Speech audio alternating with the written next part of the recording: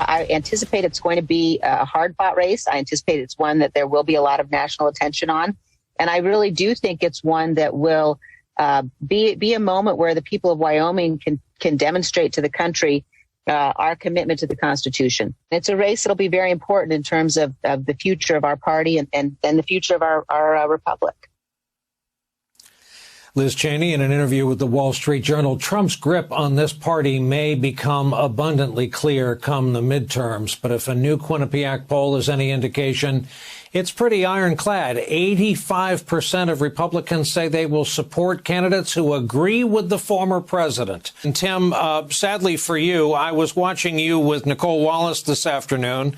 I say sadly for you because I'm going to ask you to repeat two things that really broke through. Tell the folks watching tonight what you said earlier today about both cognitive dissonance and Vladimir Putin, where it refers to the Republican Party in our country. Thanks, Brian. I guess it sounds like unfortunate for you that you've got to hear this shtick twice. But, look, the cognitive dissonance that is happening is what's coming from the voters, right? And the voters here, there's a group of voters that kind of are in on the joke and they're in on the game. And so when they're answering these polls, they're just saying whatever it is that they think is going to make people like you upset, frankly, Brian. And they maybe don't believe everything, but they do know what their tribe is supposed to say when it comes to what happened to the election and all these other polls. On the other hand, there's another group of voters that are like fully in on the cult and have convinced themselves, no matter what kind of information you provide them, no matter, they might believe that in their state, the red state, the election was perfectly fine and all of the other Republican officials down ballot, but it was a problem at the top of the ballot with Donald Trump. And they...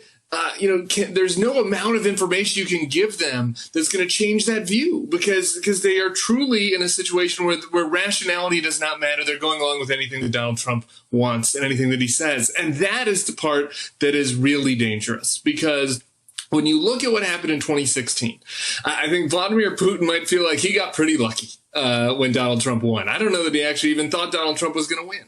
But when Russia interfered in our election, what their main goal was to divide us, to make people less confident in our democracy, to make people actually not believe that our democracy worked.